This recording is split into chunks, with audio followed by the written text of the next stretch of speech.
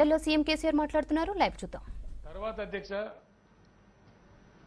అరాచకాలేమో ప్రబలిపోయి విజృంభించిపోయి చాలా జరిగినాయి.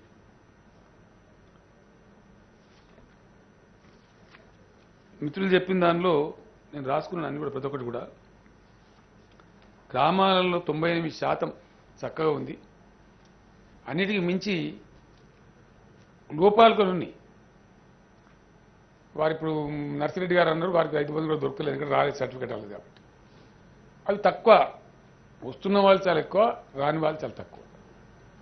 ఇంకో మాట కూడా వారు అన్నారు, అసైన్మెంట్ ఒక ఆయనకి అయింది, ఆయన అమ్ముకున్నాడు, కొనుక్కున్న ఆయన కూడా దళితుడే, మరి ఆయనకి రైతు బంధు వస్తలేదు. ఇట్లాంటి చిక్కులు కూడా కొన్ని ఉన్నాయి.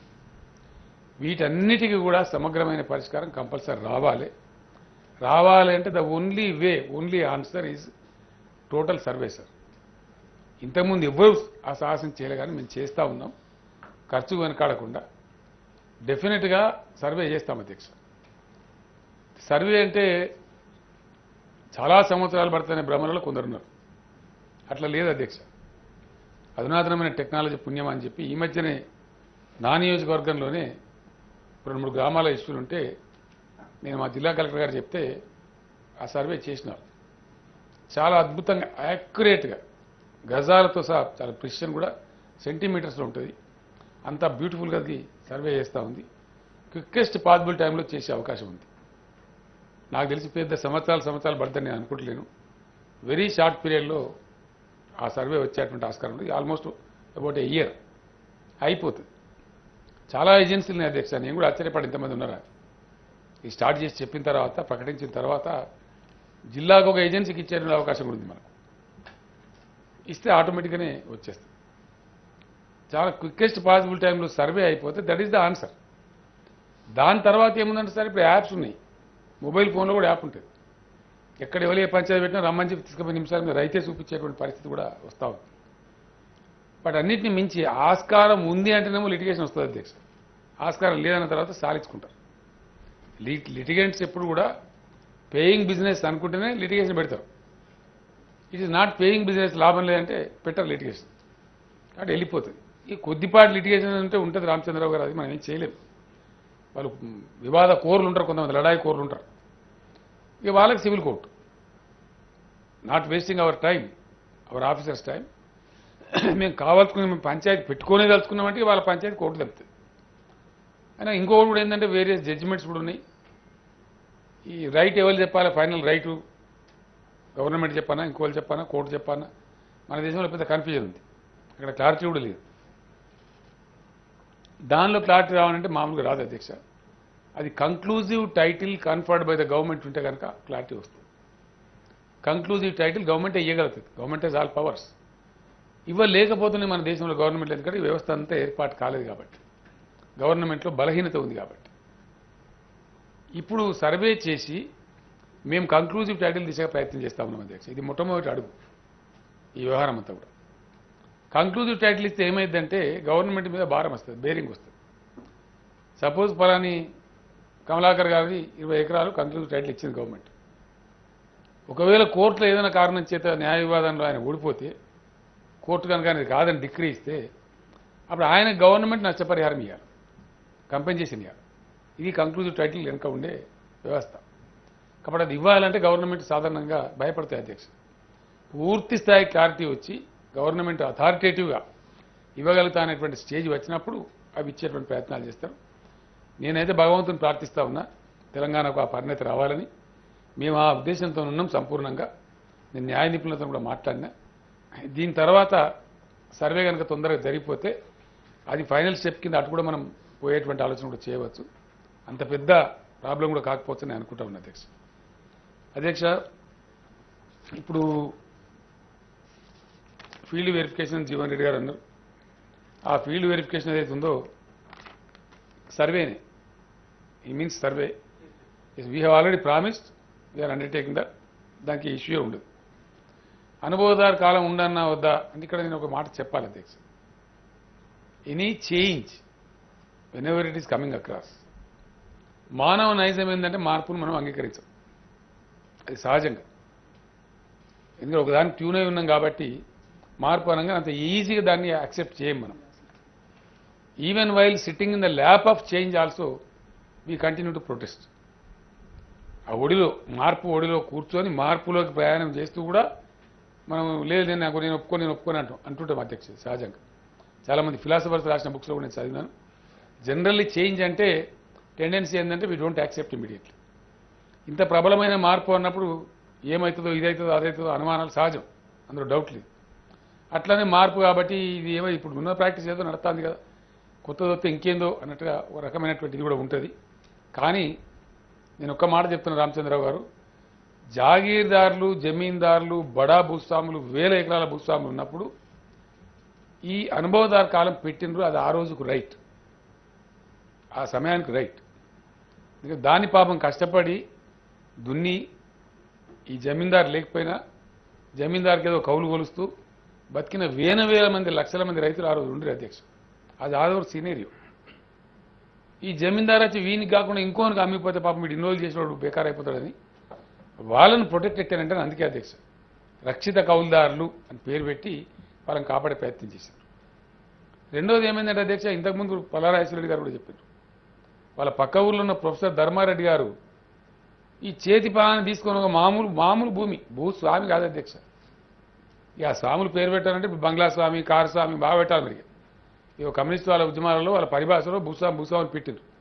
భూస్వామి అంటే పేద 100 ఎకరాల నుండి భూస్వామి, 1 ఎకరం ఉన్న గుంట ఉన్నా మరి భూస్వామి. భూమికి ఎవడైతే యజమానో స్వామి అయిపోతాడు. అట్లా మరి దాన్ని మించి చాలా మంది స్వాములు ఉన్నారు బయట. ఆ స్వాముల గురించి చర్చ లేదు సమాజంలో. ఓని భూమి ఉంచుకునే శాపం అన్నట్టుగా భూస్వామిని స్టాంపు కొట్టి వాళ్ళని ఏదో పెద్దవాళ్ళు దుర్మార్గంగా చిత్రీకరించి సమాజానికి ఒక పిచ్చి అలవాటు పట్టుకొని దాన్ని క్యారీ ఓవర్ అవుతా ఉన్నాం అధ్యక్ష. But fact of the matter is a విధంగా భూమి తమరు కూడా వ్యవసాయదారే స్వయంగా భూమిని ఎట్లా కాపాడుతారో రైతులు, ఎన్ని కష్టాలను కాపాడుతారో మనకు తెలుసు అధ్యక్ష. భూమి అమ్మరు అధ్యక్ష, చాలా కష్టం. మరి ఇక చచ్చిపోయినంత బాధపడతారు భూమి అమ్మాలంటే.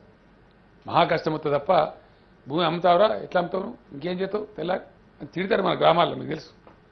దాన్ని రొట్టె కడుక్కొని తిన్నట్టు బతకాలరా, రొట్టె తినేదు అన్న పద్ధతిలో చెప్తారు. ఒక పూట తిండి తక్కువ తినైనా సరే పిల్లలకు ఉండాలి ఒక ఆస్తి అని చెప్పి భూమిని కాపాడతారు అధ్యక్ష. దాన్ని ఎవ్వరు పడితే వారు అనుభవదారు కాలం మీద గద్దలాగా తనుకొని పోతా ఉన్నారు. ఈరోజు చాలా కష్టమవుతా ఉంది. అనుభవదారు కాలం పెడితే ఏమవుతుందంటే 2 విషయాలను మేము స్పష్టంగా చెప్తా ఉన్నాం. కౌలుదారు విషయంలో మేము పట్టించుకోదలుచుకోలేదు. No, this is our party policy. ఇంతకుముందు కూడా శాసనసభలో పెద్ద చర్చ జరిగింది. I said it very clearly, abundantly, just before going elections. కౌలుదారు ఎందుకంటే రామచంద్ర గారు ఒక పాయింట్ ఇక్కడ చెప్పాల్సిన అక్కడ ఉంటుంది. సపోజ్ మీరే ఉన్నారు, మీకు భూమి ఉంది, మీరు ఒకరికి కౌలుకి ఇచ్చారు. ఈ సంవత్సరం ఏదో కారణం చేస్తే మీకు అనారోగ్యం ఉంది, సరే నాకు చాలా తెలియదు ఎందుకు ఇచ్చారు. నెక్స్ట్ పర్సన్ మీరే మంచిగా అయిపోతే మీ పని మీరు చేసుకుంటారు. ఆ తర్వాత మీరు వెళ్ళిన మేము కౌలు మంచిగా ఇస్తాం 10,000 ఇస్తా సార్ అంటే ఇచ్చింది. ఇంకో పంటకి ఇంకో ఆయన వస్తారు సార్ 12,000 ఇస్తారు, 2,000 ఎక్కువ వస్తారు కాబట్టి ఇంకో ఆయనకి ఇస్తారు. ఆ తర్వాత ఒక ఆయన 14,000 వస్తాడు ఆయనకి ఇస్తారు, ఇంకో ఆయన 16,000 ఇస్తాను వస్తారు ఆయనకి ఇస్తారు. ఇట్లా మీరు ఇచ్చుకుంటూ పోతూనే ఉంటారు. మీరు ఎప్పుడు ఎవరికి ఇస్తారో మీ ఇష్టం. ఇది రాయడమే గవర్నమెంట్ పని అండి పొద్దాక. అది రైతుకు ఆ చేసే కౌలు చేసే ఆయనకు మధ్యలో వ్యవహారం తప్ప అక్కడ government has no role. As a matter of fact government has no business. జాగీర్లప్పుడు భూస్వాములప్పుడు రక్షిత కౌలుదారులు అది ఎగ్జాక్ట్ కరెక్ట్. ఆ రోజు కమ్యూనిస్ట్ పార్టీలు పోరాటం చేసినాయి, చాలా మంది పోరాటం చేసిండ్రు, అభ్యుదయవాదులు పోరాటం చేసిండ్రు, సర్టిఫికేట్లు ఇచ్చిండ్రు, చట్టాలు తెచ్చిండ్రు. అది ఆ రోజు రైట్. ఉన్నదే 98% 10 ఎకరాల్లోపు రైతులుంటే వాళ్ళ మెడకు దూలం కట్టి అనుభవదారు కాలం పెట్టి దాన్ని రెవెన్యూ అధికారులు అరాకిరి చేసి ఆ చేతి పానీని ఇచ్చి ఇష్టం వచ్చినట్టు పానీలు ఇస్తే ఆయన ఇంజక్షన్ తెస్తే ఈ రైతు ఎట్టుకోవాలి సార్. ఇప్పుడు 98% రైతులు చిన్న రైతులు సన్నకారు రైతులు ఉంటే మరి వాళ్ళు ఎమ్మడికో వాళ్ళకు ఒక శని మెడకు కట్టినట్టు కడితే వాళ్ళు ఎక్కడ పోవాలి ఇప్పుడు? ఇలా వాళ్ళేం భూమి ఉన్నందుకే వాళ్ళు శాపగ్రస్తులా? నేను ఒక మాట అంటే సరే అనుకోవద్దు దయచేసి, నేను వేరే ఉద్దేశం చెప్తలేను. కౌలుకి ఇవ్వటం అంటే ఏంటి సార్? కిరాయికి ఇవ్వటం. టెనెంట్ అంటే కిరాయిదారే literal meaning in Telugu. Banjara హిల్స్లో బంగ్లా కిరాయికి ఇస్తాం. ఎందుకు రాస్తారు అనుభవదారు పేరు? ఒక్కొక్క ఆయన 10 కట్టి మల్టీ స్టోరీ కట్టి ఐటీకి ఆఫీస్ స్పేస్ కింద కిరాయికి ఇస్తాడు. ఎందుకు ఇయ్యారండి? ఎందుకో రాయరు అక్కడ. ఇతర ఏ ప్రాపర్టీకి లేని అనుభవదారు కాలం ఒక భూ ప్రాపర్టీకి మాత్రం ఎందుకు రాస్తున్నాము? ఇది డెఫినెట్లీ వ్యవస్థలో వచ్చిన లోపం. ఇది ఈ నవీన వ్యవస్థలో ఈరోజు అవసరాలను బట్టి మనం తప్పకుండా దాన్ని మార్పులు చేర్పులు చేసుకోవాల్సిన అక్కడ ఉంటుంది. భూమి ఉండడమే శాపం అని రైతులు అనుకునే పరిస్థితి ఇప్పటిదాకా ఉంది సార్. ఈ రోజు దాకా ఉంది. చాలామంది మాట్లాడిందండి. చాలా చాలా ఇవాళ మనం మాట్లాడుతాం సార్ కొద్దిగా ముఖం తెలంగాణ. నేను ఒకరోజు సార్ ఉద్యమం నడిపే టైంలో బంజారాయిల్స్లో మా పార్టీ ఆఫీస్ ఉంటాడు కూర్చుంటే మహబూబ్ నుంచి వచ్చారు. ఒకరు మహబూబ్నగర్ నుంచి ఒక 25-30 మంది వచ్చారు. ఎందుకు వచ్చిందండి అంటే మేము ఇట్లా కూలి చేయడానికి వచ్చాం సార్, కాలం కాలే, ఏం చేయాలి మేము.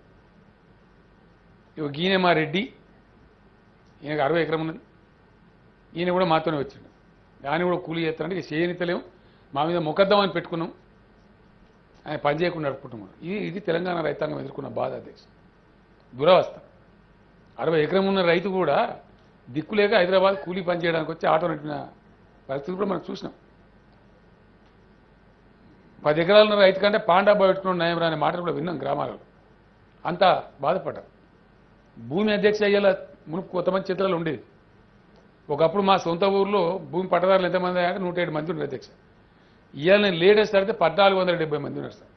అంత డైల్యూట్ అయిపోయింది అనేక కారణాల వల్ల. పరిణామాలు మారినాయి, పరిస్థితులు మారినాయి. కొద్ది మంది వ్యక్తుల చేతుల్లో భూమి లేదు. ఇలా నేను మనవి చేస్తా ఉన్నా, ఇన్ని లక్షలని చెప్పి నేను అకౌంట్ ఇస్తా ఉన్నా. 60,90,000 పైచీలకు మంది పట్టదారులు ఉన్నట్టు మన దగ్గర రికార్డు ఉన్నాయి.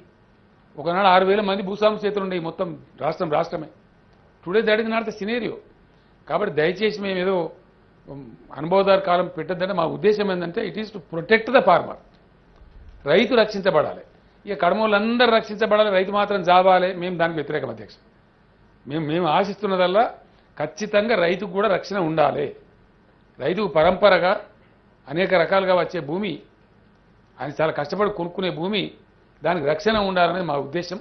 అందులో మార్పు లేదు. It is our party policy. డెఫినెట్గా we continue to protect the farmer. అనుభవదారు కాలం మేము పెట్టమండి, దాని తర్వాత పరిణామాలు మేము ఆలోచన చేస్తాం. ఇప్పుడు మీరు చెప్పిన నారాయణపేట హంపి మఠం కావచ్చు, గురుకుల్ ట్రస్ట్ ల్యాండ్స్ కావచ్చు, అవన్నీ ఉన్నాయి. కొన్ని రికార్డుకు ఉన్నాయి, మాయమైపోయినాయి. కొన్ని మొత్తం రికార్డులే మాయమైపోయినాయి. రకరకాల పద్ధతిలో వ్యవస్థ ఉంది. ఇవన్నీ కలిస్తే కూడా సార్ ఇప్పుడు ఇవన్నీ ఈ రకమైన భూములన్నీ కలిస్తే కూడా చాలా తక్కువ అమౌంట్ ఆఫ్ ల్యాండ్ ఉంటుంది. మేజర్ ఇష్యూ సెటిల్ అయిపోతే వ్యవసాయానికి సంబంధించిన 1.5 crore పైచీలకు 1.5 to 160 వరకు ఉండేటువంటి అది సెట్ అయితే, ఆ తర్వాత ఉండే 60-65 లక్షలు 66 లక్షల ఎకరాలు అటవీ ఒకసారి సెట్ అయిపోతే, గ్రామ గంటల పట్టణాలు ఎట్లాగా ఉన్నాయి, గవర్నమెంట్ ల్యాండ్స్ కూడా ఎట్లాగ నోటిఫై ఉన్నాయి, ఇవన్నీ కూడా ఉన్నాయి. ఇవి సెటిల్ అయిపోతే మిగిలిన దాన్ని అడ్రస్ చేయడం చాలా ఈజీ అవుతుంది సార్. అది బ్రాకెట్ అయిపోతుంది. ఆ సమస్యలన్నిటి పరిష్కరించబడతాయి. దానికి పెద్ద ఇష్యూ కాదు. కాబట్టి ఆ విధంగా చేస్తాం. బ్యాంకులలో పాస్బుక్లు రామచంద్రరావు గారు, నా రిక్వెస్ట్ మిత్రులు ఏంటంటే బ్యాంకులలో పాస్బుక్స్ పెట్టుకోకూడదండి. ఆర్బీఐ నిబంధనల ప్రకారం, సెంట్రల్ గవర్నమెంట్ గైడ్లైన్స్ ప్రకారం క్రాప్ లోన్ కోసం పాస్బుక్లు పెట్టుకోవద్దు. కానీ వాళ్ళు దుర్మార్గంగా పెట్టుకుంటున్నారు. టర్మ్ లోన్కి అయితే పాస్బుక్లు పెట్టుకుంటారు. అది మార్టిగేజ్ చేయాల్సి వస్తుంది, ల్యాండ్ మార్టిగేజ్ చేయాల్సి వస్తుంది, అప్పుడు పెట్టుకుంటారు. దానికి మనం ఏం చేయలేము. అది దేశవ్యాప్తంగా అమలయ్యే పద్ధతి. కానీ క్రాప్ లోన్ పెట్టుకోకూడదు. ఇప్పుడు క్రాప్ లోన్కి అయితే పానీ నగలు తీసుకుపోయే అవసరం లేదండి. ఇది మనకు అర్థమైతే లేదు. మార్పులో వచ్చేటువంటి ఒక గుణాత్మకమైనటువంటి విశేషమైనటువంటి ప్రజలకు చాలా సులభతరంగా ఉండేటువంటి చక్కటి విధానం ఏంటంటే, ఈ వెబ్సైట్ వచ్చిన తర్వాత సార్ వస్తుంది, షార్ట్ పీరియడ్నే వస్తుంది. వచ్చిన తర్వాత పాస్బుక్ కూడా ఇర్రెలవెంట్ అవుతుంది sir. Even passbook also becomes irrelevant. అంత లైవ్ ఉంటుంది, అది అంత అప్డేటెడ్ ఉంటుంది. ఎప్పటికప్పుడు ఏ గంటకు ఆ గంట, ఏ నిమిషానికి ఆ నిమిషం అప్డేట్ అయితే అంత డైనమిక్గా ఉంటుంది. కంప్లీట్ పీపుల్స్ డొమైన్లో ఉంటుంది. అది ప్రతి ఒక్కరు చూసుకోవచ్చు. దాన్ని ఎవరన్నా ఓపెన్ చేసుకోవచ్చు, ఎవరన్నా చూసుకోవచ్చు, ఎవరన్నా డౌన్లోడ్ చేసుకోవచ్చు. కాబట్టి everything will be there. Entire format కూడా ఇవాళ పెద్ద పెద్ద కెపాసిటీ ఉన్నటువంటి స్మార్ట్ ఫోన్స్ వచ్చినాయి, కంప్యూటర్లు వచ్చినాయి. దానిలో కూడా డౌన్లోడ్ చేసి పెట్టుకోవచ్చు అధ్యక్ష. ఎవరిని అంత ఆసక్తి ఉన్న వాళ్ళు. ఒక ఎమ్మెల్యే గారు తన కాన్స్టిట్యున్సీ పెట్టుకోవచ్చు, ఒక ఎంపీపీ గారు తన మండలి పెట్టుకోవచ్చు, ఒక సర్పంచ్ గారు తన విలేజ్ రికార్డు మొత్తం పెట్టుకోవచ్చు. అట్లా డౌన్లోడ్ చేసి పెట్టుకోవచ్చు. డెఫినెట్గా ధరణి పోర్టల్ వచ్చిన తర్వాత ఈ ల్యాండ్ రికార్డ్స్ బ్రహ్మ పదార్థంలాగా ఉండవు, రహస్యంగా ఉండవు, టోటల్ పారదర్శకంగా ఉంటాయి, పబ్లిక్ డొమైన్లో ఉంటాయి. మల్టిపుల్ ఎంట్రీస్ జరిగి ఉంటాయి. దానికి మల్టిపుల్ అనేక చోట్ల ఆ రికార్డులు అందుబాటులో ఉంటాయి. నేషనల్ లెవెల్లో కూడా సాఫ్ట్వేర్ కంపెనీలన్నీ సంప్రదిస్తూ ఉన్నారు. 4 రోజులు ఆలస్యమైన మంచిదని చెప్పిన నేను కూడా ధరణి పోర్టల్ ఒకసారి లాంచ్ అయిందంటే మనం బ్రహ్మాండంగా ముందరికి పోతాం. దానిలో జీవన్ రెడ్డి గారు ఒక మాట చెప్పినది కరెక్ట్ కాదు. ధరణి పోర్టల్ ఆల్రెడీ వస్తుంది. ధరణి పోర్టల్ వాజ్ నాట్ లాంచ్ అండి, సారీ, ఇంకా లాంచే కాలేదు. అది లాంచ్ కావాల్సిన అక్కరే ఉన్నది. ధరణి పోర్టల్ తెస్తామనే ఉద్దేశంతో పోయిన టర్మ్లో ఒక 2000 హార్డ్వేర్ అంటే కంప్యూటర్లు కొనిచ్చినాం. వాటిని ఎల్ఆర్పి దానిలో ఎంఆర్ఓ ఆఫీసులో వాడింది తప్ప ధరణి పోర్టల్ లాంచ్ కాలేదండి. ఈ ధరణి పోర్టల్ వాళ్ళకు ఇంట్రెస్ట్ లేదు కాబట్టి దీన్ని బదనాం చేయాలని కూడా కొంతమంది దుర్మార్గులు అట్లా ప్రచారం చేసినారు. కానీ Dharani portal has not been launch. ఇది లాంచ్ కావాలి. మంచి రోజున మనందరం కలిసి లాంచ్ చేద్దాం. ఎవరెవరి జిల్లాల వాళ్ళందరం బ్రహ్మాండంగా చాలా అద్భుతంగా ఉంటుంది. కాబట్టి దానికి పెద్ద ఇబ్బంది ఉండదు. ఇంకో మాట కూడా ట్రిబ్యునల్స్ గురించి కూడా రామచంద్రరావు గారు చెప్పినారు. ఈ ట్రిబ్యునల్స్ ప్రస్తుతం ఉన్నటువంటి 16,137 కేసెస్ మన దగ్గర ఉన్నాయండి. మనం తీసుకొని ఉన్నాం వీటిని. తహసీల్దార్ కోర్టు కావచ్చు, ఆర్డీఓ కోర్టు కావచ్చు, లేదా జాయింట్ కలెక్టర్ కోర్టు కావచ్చు. మన బాధ్యత, గవర్నమెంట్ బాధ్యత. ఒకసారి తీసుకున్నాం, కొన్ని వాయిదాలు జరిగినాయి, కొన్ని పేచీలు జరిగినాయి, విన్నాం, ఇటు సైడ్ అటు సైడ్ కూడా విన్నారు. అది ఏదో ఒకటి చెప్పాల్సిన బాధ్యత మనది ఉంటుంది. నేను ఇప్పుడు ఎక్స్టింగ్విష్ అయిపోయింది పో అని చెప్పడానికి ఉండదు. ఆ బాధ్యతను గుర్తించుకొని మంచి మెరికల్ లాంటి అద్భుతమైన నిజాయితీ పరులైన ఐఏఎస్ అధికారులు మన దగ్గర ఉన్నారు. కొంతమంది రిటైర్డ్ ఉన్నారు, కొంతమంది ప్రెజెంట్ వర్కింగ్ ఉన్నారు. వాళ్ళ ఆధ్వర్యంలో వన్ టైం కిందనే ట్రిబ్యునల్స్, రామచంద్ర గారు, these are not going to be permanent tribunals అండి. ఈ ట్రిబ్యునల్స్ ఉండవు. ఇవి ఈ ఉన్నటువంటి 16,137 కేసులు ఉన్నాయండి మొత్తం. వీటిని పరిష్కరించి మంచో చెడునో చెప్తారు to the best of their wisdom. అక్కడికి అయిపోతాయి. ఆ తర్వాత ట్రిబ్యునల్స్ ఉండవండి. అప్పటికి ఎవరికన్నా దాని మీద వివాదం ఉంటే they can go and pursue the matter in the civil court. అది వాళ్ళ ఇష్టం మాట. కాబట్టి ఈ ట్రిబ్యునల్స్ పర్మనెంట్ కాదండి. ఇవి fast track tribunals, time bound tribunals. 2 months 3 monthsలో ఆ కేసులు, ఎగ్జిస్టింగ్ కేసులను మన బాధ్యత, ప్రభుత్వ బాధ్యత కాబట్టి వాటిని పరిష్కారం చేసి అక్కడికి అవి ముగిసిపోతాయి. ఆ తర్వాత రెవెన్యూ కోర్టులు మనకు ఉండవు. ఎందుకంటే మనము ఒక విషయం తమరు కూడా అందరూ కూడా దయచేసి గౌరవ సభ్యులు ఆలోచించారు. తహసీల్దారే ఆర్డర్ పాస్ చేస్తారు, మళ్ళీ తహసీల్దారే కోర్టు. ఇది ఎక్కడ అన్యాయం సార్? ఆర్డీఓ గారి ఆర్డర్ పాస్ చేస్తారు, మళ్ళీ ఆర్డీఓనే కోర్టు. ఇక్కడ ఆర్డీఓ, అక్కడ జడ్జి. ఇది కొంచెం రాంగ్ అనిపిస్తుంది కదా మనకి. అది అసహజంగా ఉంది. కాబట్టి ఇప్పుడు ఈ రికార్డు ఇంత పద్ధతిగా, ఇంత బ్యూటిఫుల్గా రిజిస్ట్రేషన్ కానీ, మ్యూటేషన్ కానీ, immediate with in minutes updation కానీ ఇంత డైనమిక్గా ఈ పోర్టల్లోకి వచ్చిన తర్వాత నాకు తెలిసి పెద్దగా వివాదాలు ఉంటాయని నేను అనుకుంటలేను. నాకున్న కనీస పరిజ్ఞానం మేరకు. బియాండ్ దట్ ఉంటే కోర్టుకు పోమని చెప్తా ఉంది. Beyond that you please go. We have a great good justice department. Particularly you have been a lawyer for quite long time. There is justice department, please go there. అక్కడ ఎందుకంటే final degree వస్తే మనకు కూడా నెచ్చినప్పు ఉండదు. అది ఏది వచ్చినా మనం ఇన్ని కోర్టు పెట్టించినా ఇప్పుడు ఆగుతున్నారా? ఈ పెరిగినటువంటి భూ విలువల వల్ల మళ్ళా కోర్టు పోతున్నాం. అవినీతి చోటు చేసుకొని ఈ బాధ అంతా ఎందుకు అనవసరంగా అనే పద్ధతిలో పోతా ఉన్నాం. కాబట్టి దయచేసి ఆ కోర్టులు ఉండవండి. అది ప్రాక్టీస్లోకి వస్తే తెలుస్తుంది. నిజంగానే కోర్టు ఉండే అక్కర్నది అనుకుంటే యాన్నో కూడా మనం కూడా పెట్టే ఆలోచన భవిష్యత్తులో చేసుకోవచ్చు. ప్రజలు ఇబ్బందులు పడుతున్నాం అనుకుంటే. But to the best of my knowledge మేము చర్చ చేసిన దానిలో అనేక మంది రిటైర్డ్ ఐఏఎస్ అధికారులు, రెవెన్యూ ఎక్స్పర్ట్స్, రెవెన్యూలో పనిచేసిన వాళ్ళు, తలపండిన వాళ్ళు చాలా మందితో, కొన్ని వందల వేల మందితో చర్చలు జరిపినాం అనేక మాసాల పాటు. అందరూ కూడా చెప్పి ఇంత బాగా కనుక వస్తే తక్కువైద్దండి ఇబ్బంది అని కూడా చెప్పినారు. కాబట్టి ఇబ్బంది ఉండదు. ఈ ఫ్రీడమ్ ఫైటర్స్ పేరు మీద దందాలు జరిగినాయి మీకు తెలుసు. అన్ని దందాలే అవి. ఆ ఫ్రీడమ్ ఫైటర్స్ ఉన్నారో లేరో అంత గందరగోళంగా చేసినారు. జెన్యున్ వాళ్ళు ఉంటే, వాళ్ళకి ఇచ్చిన భూమి ఉంటే వాళ్ళని కాపాడదని తప్పకుండా, వాళ్ళకి అన్యాయం జరగకుండా చూద్దాం. అది ఎక్కడికి పోదండి. ఇంకో మాట, వక్ఫ్ భూములు, దేవాదాయ భూములు, వాటి గురించి జీవన్ రెడ్డి గారు ప్రస్తావించిన, మీరు కూడా చెప్పినారు. వాటన్నిటిని ఆల్రెడీ ఆర్డర్స్ కూడా ఇచ్చినామండి. They will be auto locked, no more registrations. ఇప్పుడు ఈ పరిష్కారం అయింది అంతా అయ్యే వరకు ఎట్టి పరిస్థితులలో ఆ భూములు, అవి ఎండోమెంట్స్ భూములైనా వక్ఫ్ భూములైనా వాటి రిజిస్ట్రేషన్ అనేది చేయరు, ఆటో లాక్లో ఉంటాయి. కాబట్టి అక్కడ ప్రాబ్లం రాదు.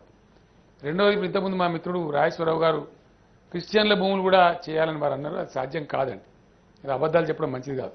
మీరు అడిగిన కదా అని చెప్పి నేను మాట్లాడితే ఇక్కడ మాటకు తమాషా ఉంటుంది కానీ ప్రాక్టికల్ ఇంప్లిమెంటేషన్ మీకు. ఎందుకంటే వక్ఫ్ భూములకు ఒక బోర్డు ఉంది, వక్ఫ్ సెంట్రల్ యాక్ట్ ఉంది, దానికి ఒక పద్ధతి ఉంది. కాబట్టి ఆ భూములకు లెక్క పత్రం 77,000 ఎకరాలని లిస్ట్ ఉంది, రిజిస్టర్ ఉంది, గవర్నమెంట్ ప్రొవైడ్ చేసిన గజెట్స్ ఉన్నాయి. కాబట్టి దాని మీద మనకు నియంత్రణ అధికారం ఉంటుంది. ఎండోమెంట్స్ భూమి కూడా పద్ధతి ఉంది, ఆ ల్యాండ్స్ కూడా గవర్నమెంట్ గజెట్ ఇచ్చింది కాబట్టి ఉంటుంది. బట్ క్రిస్టియన్ మిషనరీకి సంబంధించిన భూముల లెక్కలు వివరాలు ఎక్కడ ప్రభుత్వం దగ్గర ఇవ్వండి. మీకు బోర్డు లేదు, మీ లెక్కలు గవర్నమెంట్లో కూడా లేవు. ఒకవేళ మీరు క్రిస్టియన్ సమాజం పెద్దలందరూ కూర్చొని మాకు కూడా వర్క్ బోర్డు లాగా బోర్డు పెట్టండి లేదా ఎండోమెంట్స్ లాగా పెట్టండి అంటే పెట్టుకుంటే మీ భూములని వివరాలు ప్రభుత్వానికి ఇస్తే తప్పకుండా దాన్ని కూడా కాపాడే ప్రయత్నం ప్రభుత్వం చేస్తుంది. కానీ డైరెక్ట్గా మేము క్రిస్టియన్ల భూములు చేద్దంటే ఏది క్రిస్టియన్ భూమి ఏది నాన్ క్రిస్టియన్ భూమి తెలియకుండా చేస్తే బాధ్యతారహితం అవుతుంది. అనవసరంగా అది కోర్టుకు పోయి కేసు వేలవుతుంది. కాబట్టి అది ఇప్పుడు సాధ్యం కాదు. రాజేశ్వరరావు గారు మీరు ఆలోచన చేయండి. కమ్యూనిటీలో ఒకవేళ అందరు కలిసి మన భూములు వివరాలు ప్రభుత్వానికి ఇద్దామంటే మీరు ఇస్తే వాలంటీర్గా దాన్ని ఎగ్జామిన్ చేసి గవర్నమెంట్ చేస్తే కానీ సాధ్యం కాదు. యాజిటీస్గా వక్ఫ్ లాగా ఎండోమెంట్స్ లాగా రైతు భూములకు సాధ్యం కాదు. ఆ విషయాన్ని క్రిస్టియన్ మత పెద్దలు ఆలోచించి చెప్తే గవర్నమెంట్కి ఏం అభ్యంతరం ఉండదండి. వీఆర్ఓలు లేనప్పుడు ఆల్టర్నేటివ్ ఎట్లా అని చెప్పి రామచంద్రరావు గారు అన్నారు. రామచంద్రరావు గారు నాకు తెలిసి ఈ రైతు బంధు వ్యవస్థ ఏదైతే పుట్టిందో దీని ద్వారా రైతులకు మన గ్రామాలలో ఇప్పుడు అగ్రికల్చర్ ఎక్స్టెన్షన్ ఆఫీసర్ని చాలా పెద్ద ఎత్తున పెంచుకున్నాం. వాళ్ళంతా యాక్టివ్గా పనిచేస్తూ ఉన్నారు. ఒక్క వీఆర్ఓ మీదనే ఆధారపడే రైతు లేడు. రోజు ఇచ్చే కాడికి ఆయనకి పాస్బుక్ ఇచ్చినా ఆయన చేతిలో ఉంది. వీఆర్ఓ పోతేనే మా పీడపోయిందని రైతులే అంటా ఉన్నారు. ఆల్టర్నేటివ్ వ్యవస్థ కూడా మళ్ళీ వద్దని కూడా చెప్తా ఉన్నారు. నిన్న మొన్న నాకు ఫోన్లు చేసింది చాలామంది. మళ్ళీ ఈ వీఆర్ఏల లాంటి వాళ్ళని ఇక్కడ పెట్టారు మళ్ళీ కొంపూడ్చుకుంటుంది ఇంకో మరో వీఆర్ఓ తయారవుతారని కూడా భయపడతా ఉన్నారు జనం. కాబట్టి అంత రోజు పొద్దున్న లేస్తే పొద్దున మాపున అవసరం ఉండదండి. అంత అత్యవసరం డే టు డే ఉండదు. ఉంటే ఎంఆర్ఓ ఆఫీస్ కూడా విత్ ఇన్ ద రీచే ఉంది. అసలు పోర్టల్నే మొత్తం నిక్షిప్తమై ఉంది. కాబట్టి దానిలో వివాదం లేదు.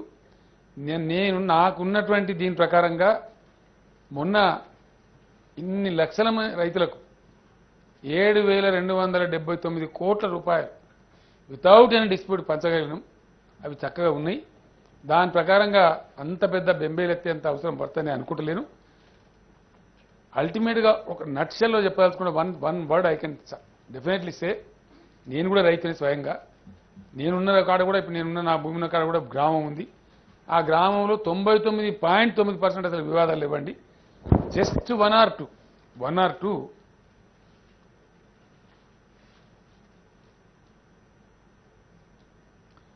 టూ ఇష్యూస్ ఉన్నాయి తప్ప 99.9% రైతులు కూడా హ్యాపీగా ఎవరి పని వాళ్ళు చేసుకుంటున్నారు. ఎవరి గెట్టు వాళ్ళకు ఉంది, ఎవరి కథ వాళ్ళకు ఉంది. ఫెన్సింగ్లు కూడా పడిపోయినాయి. ఒకరితో ఒకరు ఇంటర్వ్యూ కూడా అయితలేరు మునుపట్లాగా. కొద్దిమంది ఏదో కావాలని చెప్పి పెట్టుకునే వాళ్ళు ఉంటారు. విలేజర్స్కు ఇప్పుడు మీ సేవ అనే ఒకటి దాని ద్వారా వివరాలు దొరుకుతాయి. కాల్ సెంటర్ కూడా ఏర్పాటు చేసే ప్రయత్నం చేస్తూ ఉన్నాం. దాని ద్వారా కూడా దొరికేటట్టుగా చాలా బాగా వస్తుందండి. ఫైనల్గా ధరణి లాంచ్ అయ్యే నాటికి రైతులకు ఏదైనా అవసరం పడ్డట్టయితే వాళ్ళ అనుమానం ఏదైనా ఇన్స్టంటేనియస్గా తీర్చాలనుకుంటే తీర్చడానికి కూడా గవర్నమెంట్ డెఫినెట్గా కొన్ని మెకానిజమ్స్ ఏర్పాటు చేస్తుంది. కాల్ సెంటర్స్ కూడా ఏర్పాటు చేస్తుంది. వాళ్ళకి యాతన ప్రయాస లేకుండా కూడా ఏర్పాటు చేస్తే నేను మీకు హామీ ఇస్తా ఉన్నాను. ఆ రకంగా అది కూడా జరుగుతుంది. వీఆర్ఏ పరిస్థితి ఏమిటి అని మీరు అడిగినారు. చాలా విప్లవాత్మకంగా వాళ్ళందరూ కూడా పాపం అందులో ఎక్కువ శాతం 99% దళితులు బీసీలే ఉన్నారండి. వాళ్ళ దృష్టి గమనించి వాళ్ళ సమాజానికి కూడా సేవ చేసిన పాపం. మస్కూరీలని నీరడీలని చాలా రకాల పేర్లతోని సమాజానికి సేవ చేసినారు. వాళ్ళకి పాపం ఏజ్ లిమిట్ లేదు కాబట్టి వాళ్ళు దాదాపు ఇప్పుడు 65-70 ఏళ్ళ వయసులో కూడా చేస్తున్నారు. ఏదో నెలకో 10,000 వస్తుంది కదా అని చెప్పి బాధపడకుండా కూడా పనిచేస్తున్నారు.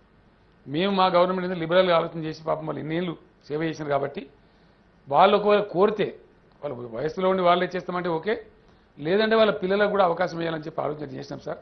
ఆ ప్రకారంగా వాళ్ళ ఆప్షన్ తీసుకొని కాబట్టి వాళ్ళ పిల్లలకు కూడా ఇస్తాం. వాళ్ళకి స్కేల్ ఎంప్లాయ్మెంట్ ఇస్తూ ఉన్నాం. వాళ్ళని వివిధ డిపార్ట్మెంట్లో సర్దుతూ ఉన్నాం. మన తెలంగాణలో కూడా ఇరిగేషన్ నెట్వర్క్ ఇప్పుడు బాగా పెరుగుతూ ఉంది. రోజు రోజుకు ఇంకా బాగా పెరుగుతుంది. మనకు లష్కర్ అనే పోస్టు చాలా అవసరం ఉంటాయి. లష్కర్ అంటే సేమ్ నీరడ్ లాగా ఇంతకో ఒక నిర్ణీత దూరానికి ఒక లష్కర్ లేకపోతే పకడ్బందీగా నిర్వహణ కూడా జరగదు. అది జరగాలంటే కూడా బాగా ఈ లష్కర్లు అవసరం ఉన్నాయి. ఇరిగేషన్ డిపార్ట్మెంట్లు అడుగుతూ ఉన్నారు. వీళ్ళు కొన్ని వేల మంది అడ్జస్ట్ అవుతారు. ప్రస్తుతానికి ఒక 20,000 పైచిలకు 20,200 పైచిలకు వర్కింగ్ వీఆర్ఎస్ ఉన్నారు. వాళ్ళందరినీ కూడా వాళ్ళు పంచాయతీరాజ్ పోదామంటే పోవచ్చు. ఒకడో ఇద్దరు వీఆర్ఓస్ అవసరం అని చెప్పి మనం ఎంఆర్ఓ చెప్పారు. నాకు విలేజ్ లింక్ మొత్తమే కట్ అయితే కూడా మాకు ఇబ్బంది అవుతుంది. కాబట్టి ఒక్కరైనా ఎవరైనా స్కేల్ ఇచ్చి గ్రామంలోనే పెట్టండి. పెడితే మాకు ఒక లింక్ ఉంటుంది కనీసం మేము మంచిగా ఉండడానికి అని చెప్పి అట్లా ఉండదలుచుకునే వాళ్ళని అక్కడ గ్రామంలో ఉంచుతామండి. మిగతా వాళ్ళందరినీ మటుకు పంచాయతీరాజ్ కానీ మున్సిపల్ కానీ ఇరిగేషన్ కానీ ఇతర శాఖలకు వాళ్ళు పంపిస్తాం. వాళ్ళ సేవలు అవసరం ఉన్నాయి అక్కడ వాడుకుంటామండి. అదేవిధంగా ఫీల్డ్ వెరిఫికేషను జీవన్ రెడ్డి గారు కొంతమంది పాస్బుక్లు రావాలన్నారు, పెండింగ్ విజ్ఞప్తులే అన్నారు. ఇక కొన్ని చెప్పిన వాళ్ళు అధ్యక్ష ఇంకో మాట కూడా చెప్పిండ్రు రెవెన్యూని మీరే మెచ్చుకున్నారని నేను నిన్న కూడా మెచ్చుకున్నాను సార్ కొత్తగా డెఫినెట్ నేను యాజ్ ఏ చీఫ్ మినిస్టర్గా I cannot blame my employees తప్పకుండా మెచ్చుకున్న రోజు పొద్దున కష్టపడే వాళ్ళు ఎందుకు మెచ్చుకోమండి తప్పు చేసిన వాళ్ళని తప్పు చేసినట్టున్నాం డెఫినెట్గా బీఆర్ఓ వ్యవస్థ మీద లేని అపవాదం వచ్చింది భయంకరమైనటువంటి ఇబ్బంది జరుగుతుందని వచ్చింది ఇలా మంచి గుణాలను తొలగిస్తే మమ్మల్ని ఎన్ని తిడతారు సార్ ఇలా జనం ఇలా మమ్మల్ని అప్రిషియేట్ చేస్తాను అంటే ఎందుకు చేస్తాను డెఫినెట్గా ప్రజలకు ఏదో రిలీఫ్ రావాల్సిన అక్కడే ఉంది కాబట్టి చేసినాం తప్ప మాకేదో దురుద్దేశం కాదు వాళ్ళే కూడా ఉద్యోగాలు పోవాలని మేము కోరుకోలేదండి వాళ్ళకు ఉద్యోగాలు ఉంటాయి దానికి పెద్ద ఇబ్బంది లేదు అడ్జస్ట్ చేస్తాం మెచ్చుకున్నామంటే గ్యారంటీ మెచ్చుకున్నాం మంచిగా పనిచేసే అధికారులను మెచ్చుకోకపోతే ఏం చేస్తామండి రెవెన్యూ అధికారులను నేను మెచ్చుకున్నది ఎక్కడ అధ్యక్ష కోవిడ్ అంటే కరోనా వచ్చిన సందర్భంలో వాళ్ళు కూడా మంచిగా కష్టపడి పనిచేస్తా ఉన్నారని చెప్పి మెచ్చుకున్నామండి తప్పకుండా అప్రిషియేట్ చేస్తాం కదా ఎల్ఆర్యూపీ ఇదే పద్ధతి నేను ఇంకో మాట చెప్తున్నాను I can say with authority ఇదే పద్ధతిలో మన పక్క రాష్ట్రం కర్ణాటకనో తమిళనాడో ఈ రెవెన్యూ రిఫార్మ్స్ తెద్దామంటే 2 ఏళ్ళకు కూడా తెలియరండి ఇట్స్ ఇంపాసిబుల్ ఎల్ఆర్యూపీ భూ రికార్డుల ప్రక్షాళన అయితే మేము ఏదైతే చేసినామో అది జరిగింది కాబట్టి ఇలా మేము పోగలుగుతున్నాం సార్ అది జరిగింది కాబట్టి రైతు బంద్ చేయగలుగుతున్నాం అది లేకపోతే బీపీ పాస్బుక్లు ఇష్యూ కావు ఇలా మేము దాదాపు 60 లక్షల పాస్బుక్లు ఇచ్చినామంటే ఎక్కడి నుంచి ఇచ్చినాం సార్ అవి డెఫినెట్లీ ఎవరి భూమి ఏందో గత సంవత్సరంన్నర కాలంగా 2 సంవత్సరాల కాలంగా రెవెన్యూ సిబ్బంది తేల్చింది కాబట్టి అందులో కొన్ని ఉండవచ్చు మిస్టేక్స్ కానీ by and large they are proving to be right they are proving to be right because the money has been sent to them through electronically మనుషులు ఇవ్వలేదు సార్ అక్కడ not a discussion power agriculture ఆఫీసరో మరొక ఆఫీసరో ఇవ్వలే అది through electronically పంపినాం basing on the PPB record pattadar passbook record చూసుకొని ఇక్కడ we have sent the money through electronical means it has successfully reached the farmer and all the farmers received there is no గడబడ్ at all henceforth we are believing that this record is perfect right అందులో చిన్న అవకతవకలు ఉండొచ్చు కాక కొన్ని changes ఉండొచ్చు కాక భూమి దాంట్లో తక్కువ రాసి ఉండొచ్చు ఎక్కువ మీద కబ్జా ఉండొచ్చు భూమి ఎక్కువ రాసి ఉండొచ్చు తక్కువ మీద కబ్జా ఉండొచ్చు అట్లాంటి చిన్నవి ఉంటే వీటన్నిటి కూడా ఆన్సర్ ఏంటంటే సర్వే సార్ ఫైనల్గా సర్వేలోనే ఆన్సర్ దొరుకుతుంది తప్ప ఇప్పటికిప్పుడు మనం ఏం చేయలేం కాబట్టి అది అంత పెద్ద ఇబ్బంది పడాల్సిన అవసరం లేదు ఆ రకంగా I think I almost answered sir ఇప్పుడు కాటేపల్లి జనార్దన్ రెడ్డి గారు కూడా చెప్పినారు చాలా చిత్ర విచిత్రాలు జరిగినాయి జనార్దన్ రెడ్డి గారు మీరు చెప్పిన దానికి ఇంకా ఎక్కువ కూడా జరిగినాయి ఇంకా మీరు 2 చెప్పినారు ఒక పుణ్యాత్ముడు అయితే 5గురికి అమ్మిపెట్టు తమ్ముడునికి అన్నవానికి అమ్మిడని మీరు చెప్పినారు తమ్ముడు అన్న కాదు దాన్ని చెప్తే అసలు చాలా గందరగోళంగా ఉంది అది కూడా పోవానంటే ఈ బాధ ప్రజలకు పోవానంటే this is the only way వీళ్ళకు కూడా ఇప్పుడు మరూన్ కలర్ పాస్బుక్ వస్తుంది ఇప్పుడు ఎటువంటి అటు అమ్మడానికి ఉండదు ఎందుకంటే సార్ ఆటో లాక్ సిస్టమ్ పెడతా ఉన్నాం ఆల్రెడీ ఎగ్జిస్టింగ్ ఒకసారి రిజిస్ట్రేషన్ అయింది మళ్ళీ రిజిస్ట్రేషన్ కంప్యూటర్ తీసుకొస్తారు రిజెక్ట్ చేసేస్తుంది అట్లాంటి సాఫ్ట్వేర్ ఇప్పుడు వస్తుంది ఈ డబల్ రిజిస్ట్రేషన్ చేయడం కానీ ప్రాక్సీ చేయడం కానీ పిచ్చి చేయడం కానీ లేకుండా ఉండాలనే ఎందుకంటే పాపం ఉద్యోగస్తులు ఒకసారి నా దగ్గరికి వచ్చింది సార్ ఇంకా కూడా కొన్ని ఉన్నాయి సార్ ఒక 2-3 అనుభవాలు చెప్పి నేను ముగిస్తాను అంతా కూడా పాపం వాళ్ళు పైసా నోరు కట్టుకొని కాపాడి జమ చేసుకున్న డబ్బులు జీవితం అంతా జమ చేసుకున్న డబ్బులు ఒక ఎవడో గిట్టినే లేఅవుట్ పెడితే కొనుక్కున్నారు పాపం ఇంకా ఇల్లు కట్టుకోవాలి ఫైన్ మార్నింగ్ ఈయన పోయిండు కోల్చిండు ఇది గవర్నమెంట్ ల్యాండ్ అని పెట్టేసి ఎక్కడ పోవాలి మేమనే వచ్చింది నేను అప్పుడున్న రెవెన్యూ మంత్రి గారికి వాళ్ళకి మాట్లాడారు వాళ్ళని తీయకుండా పాపం డబ్బు పెట్టుకున్నారు కదా వాళ్ళ దగ్గర కూడా అన్ని ఉన్నాయి ఆధారాలన్నీ వాళ్ళు ఉన్నట్టుగా కబ్జా పెట్టలేదు వాళ్ళు గుడిసెలేసుకోలేదు అని చెప్తే ఆపిండ్రు ఆ తర్వాత సరే చాలా రోజులకు పరిష్కారం చేశారు నేనేమంటున్నాను ఇప్పుడు ఆయన ఉంటాడు ఇక్కడనే సార్ చేవెళ్ళ దగ్గర మొత్తం లంబాడా సోదరు గిరిజన సోదరు 270 కుటుంబాలు వాళ్ళు బతుకుతున్నారు దాంట్లో 60-70 ఏళ్ళ నుంచి కాస్త చేసుకొని బతుకుతారు ఫైన్ మార్నింగ్ పోయిన సర్వే చేసినట్టు ఇది వక్ఫ్ ల్యాండ్ అని చెప్పేసి వక్ఫ్ ఈజ్ సెంట్రల్ యాక్ట్ ఏం చేయాలి ఇప్పుడు లంబడ వాళ్ళు ఎట్టుకోవాలా ఇట్లా ఎన్నో అనామలీస్ ఉన్నాయి అసైన్ ల్యాండ్స్ కూడా కొన్ని పంచాయతీలు ఉన్నాయి ఎండోమెంట్ ల్యాండ్స్ కూడా పంచాయతీలు ఉన్నాయి ఇవన్నీ పోవాలంటే టోటల్ ఒకసారి సమగ్ర సర్వే జరిగి దానికి నిర్ధారణ అయితే సర్టిఫికెట్లు కూడా పిచ్చి ఇవ్వబడవు నిన్న కాంగ్రెస్ మిత్రులు అడిగినారు భూములు వాస్తే ఇంకా భూములు వాంచేది ఎక్కడంటే వీళ్ళు అని కాంగ్రెస్ పార్టీలో పనిచేసిండ్రు ఇంకేనే సార్ భూములు పంచులు అంటే ఇక మామూలుగా పంచలే వీళ్ళు ఉండేది 10 ఎకరాలు అయితే 100 మందికి ఇచ్చిన సర్టిఫికెట్లు ఇప్పుడు సార్ రైట్ నవ్వు తమరు జిల్లాలో మఠంపల్లిలో ఏం జరుగుతుందో తమకు తెలుసు. కంబాలపల్లి కూడా ఆడ ఉన్నది 7,000 14,000 సర్టిఫికెట్లు ఇచ్చారు, పాస్బుక్లు ఇచ్చారు. 7,000 14,000 ఎలక్షన్ వస్తుందంటే అయిపోయి మేళా పెట్టాలి పంచాలి ఆ 85,000 ఓటేయాలి. ఇట్లా జరిగింది సార్ గతంలో ఈ తతంగం అంతా. ఈ పుణ్యం కట్టుకున్న కూడా ప్రజలకు అందరికీ తెలుసు.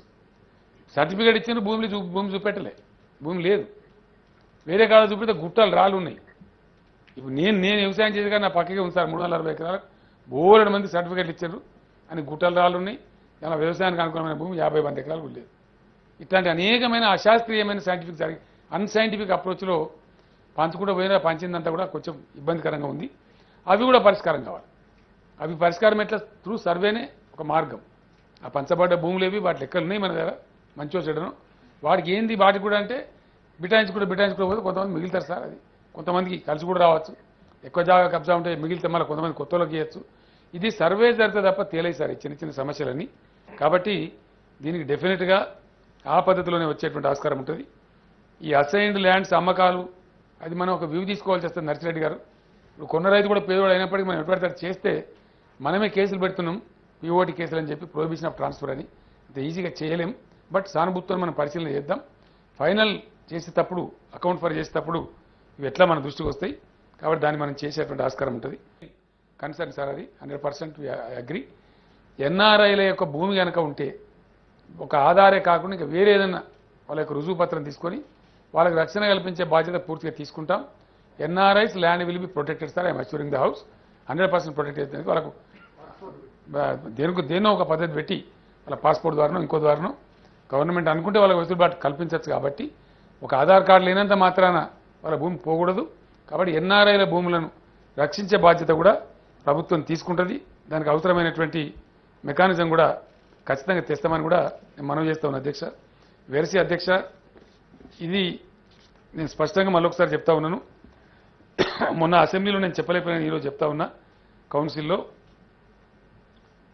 ఒక్క గిరిజనుల భూములు అంటే ఏజెన్సీ ఏరియా భూములు అసలే మేము కలగజేసుకోం సార్. ఎందుకంటే అక్కడ సెంట్రల్ యాక్ట్ అది. Everything there is governed by 170 act. కాబట్టి అవి ఒకటి యథాతథంగా ఉంటాయి. అందులో ప్రభుత్వం ఏలు పెట్టదు, కాలు పెట్టదు. ఇప్పుడు ఏదైతే అక్కడ జరుగుతూ ఉందో it will continue like that. మిగతా వాటికే ఈ చట్టం వర్తిస్తుంది. అందులో ఎవరు కూడా దాని మీద ఇబ్బంది పడాల్సిన అవసరం లేదు. ఈ Waqf endowments land already auto lock చేసేసినాం. అవి రిజిస్ట్రేషన్ కావు. ఈ క్రైస్తవులు ఏమో నేను చెప్పిన అధ్యక్ష సఫిషియెంట్గా I think I have answered. అదేవిధంగా ఈ చట్టం ద్వారా తప్పకుండా ప్రజలకు మేలు జరుగుతుందని 100% లాభం జరుగుతుందని మేము ఆశిస్తూ ఉన్నాం. ప్రాసెస్లో ఇంకో చట్టం వారు చెప్పినారు, ఇంకోటి క్లాజు అనవసరమైన కేసులు మన అధికారుల మీద పెట్టకుండా ఉండడానికి దాన్ని పెట్టిన తప్ప అది అటువంటిది కాదండి. అయినా కూడా కోర్టు పోతూనే ఉంటారు, హైకోర్టు పోతూనే ఉంటారు. మీకు తెలుసు అది, మీరు లాయర్స్ కాబట్టి అది సేవింగ్ క్లాజ్, ఒక జనరల్ క్లాజ్ లాగా పెట్టినాం. అది తప్ప వేరే ఉద్దేశం లేదు. అది పెద్ద ఇబ్బంది కూడా కాబోదు. మనం చట్టం చేసిన ప్రతిసారి కూడా మనం పెడతా ఉంటాం అధ్యక్ష, తమకు తెలుసా విషయం. అయినా కూడా కోర్టు పోతూనే కూడా జరుగుతూ ఉంటుంది. ఏదేమైనప్పటికీ ఈ ప్రాసెస్లో వచ్చేటువంటి న్యాయపరమైన చిక్కులు కావచ్చు, ఇతరత్ర వచ్చే సమస్యలు కావచ్చు, ఒక పెద్ద కార్యక్రమానికి పూనుకున్నప్పుడు కొన్ని హడిల్స్ తప్పకుండా వస్తాయి అధ్యక్ష. అన్నిటినీ కూడా 100% సమర్థవంతంగా మేము ఎదుర్కొంటాం. మాకు ఇంకా సఫిషియెంట్ టైం ఉంది. ఈ టర్మ్లోనే వాటన్నిటిని కూడా ట్యాకిల్ చేస్తాం. అద్భుతంగా దాన్ని పరిష్కారం చేస్తాం. దీనిలో నేను కోరుతున్నది ఎటువంటి సార్ ఎంత బ్యూటిఫుల్ ఉంటుందంటే, ఒక క్రాప్ లోన్ కావాలంటే ఇలా ఉరుకు పాస్ తీసుకురాపు పాని నకలు చెప్పు. కొన్ని బ్యాంకులు దుర్మార్గంగా నువ్వు లింక్ డాక్యుమెంట్ చెప్పంటారు. ఇట్లా వాళ్ళని హరాస్మెంట్ చేస్తూ ఉన్నారు. పాని నకలు ఇమ్మంటే వాడు లావర్ కూడా చేయి చెప్తాడు. ఇవన్నీ బాధలు పోవాలంటే రేపు దీని తర్వాత నేను బ్యాంకర్స్ కూడా పిలిచి మాట్లాడాను అధ్యక్ష. మీకు ఇంత మంచి ఇది వస్తున్న తర్వాత ఇంక ఇబ్బంది ఏముంటుందండి నాకు అర్థం కాదు. మీరు పాని నకలు అడగకుండా ఇవ్వాలి కదంటే ఇస్తాం సార్ అని చెప్తున్నారు. రైతుల యొక్క ఎన్కంబరెన్స్ వివరాలు కూడా పోర్టల్లో ఉంటాయి అధ్యక్ష. ఇంతకుముందు కూడా భూమి అమ్మి ఇంకోటి కొనానంటే ఈసీ తీసుకురాపో అదోదా కాడిపోవాలి, అది ఇదేమన్నట్టు ప్రయాస, రకరకాల ఇబ్బందులు ఉండేవి. ఏ డాక్యుమెంట్ కూడా తెచ్చే అవసరం ఉండదు సార్. ఇప్పుడు పర్ఫెక్ట్గా చాలా 100% చాలా క్లారిటీ వస్తుంది, చాలా ట్రాన్స్పరెన్సీ వస్తుంది. దాన్ని పెట్టే ముందు కూడా మేము ఒకసారి పబ్లిక్ డొమైన్లో పెట్టి చర్చ కూడా పెడతాం. అప్పటికి ఇంకేమైనా సలహాలు వస్తే కూడా తీసుకుందామని ఓపెన్ మైండ్తో ఉన్నాం. కాబట్టి జీవన్ రెడ్డి గారికి నా రిక్వెస్ట్, శాసనసభ దాన్ని అద్భుతంగా ఏదైతుందో యునానిమస్గా పాస్ చేసింది. మనం కూడా గౌరవం దక్కించుకుందాం. అప్పర్ హౌస్లో కూడా మీరు ఆశపడుతున్నారు సెలెక్ట్ కమిటీ అని, మీరు ఆశ దురాశ అనేది మేము ఖచ్చితంగా ఇంప్లిమెంట్ చేస్తాం, విజయం కూడా సాధిస్తాం.